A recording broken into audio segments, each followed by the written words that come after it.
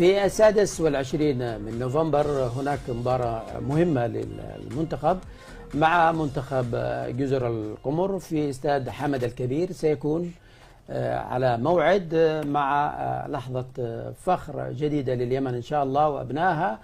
وهناك تحضيرات من أبناء الجالية اليمنية في قطر، تحضيرات محمودة للتفاعل مع هذه المباراة من خلال دعم الجماهير، جماهير جاليتنا في الدوحة وفي دول الخليج لمساندة منتخبنا الوطني. طبعا الرسالة تحمل فلنملأ المدرجات بألوان الوطن ونسمع الجماهير صوت الجماهير اليمنية في هذا الملعب، وإن شاء الله تكون نتيجة المباراة إيجابية بالنسبة لمنتخبنا، خاصة وأنه منتخب جزر القمر القوي طبعا قد يلعب بالصف البديل نظرا لمشاركة الدوليين في الأندية الأوروبية. لتسليط الضوء على هذه المبادرة معنا من الدوحة عبر الزوم المدرب عدنان الدبيلي، مدرب في نادي الوكرة القطري. مساء الخير كابتن. مساء الخير والعافية، أخوك الكابتن طاهر الدبيلي. أو طاهر الدبيلي.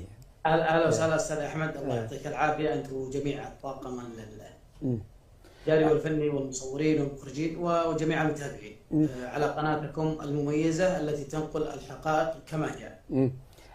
طبعا هذا التعب والجهد اللي بذله الرئيس، او اقول هو السبب الرئيسي في هذا الشيء، الدكتور محمد السعدي الله يبارك فيه، معلقنا الرائع، هو صاحب المبادره وجمع الشباب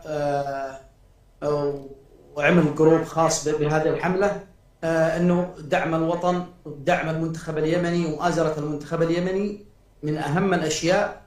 وقبل كل شيء احنا نحب انه نشوف الدول العربيه والدول الخليجيه انه المنتخب اليمني، الجمهور اليمني متواجد في كل انحاء اليمن، في انحاء العالم، اينما رحل المنتخب الجمهور مؤازر ومتواجد وبحماس وبكم هائل. اذا تتذكر يا استاذ احمد انتم جميع المتابعين في كاس الخليج اللي اقيمت في السعوديه، تسلط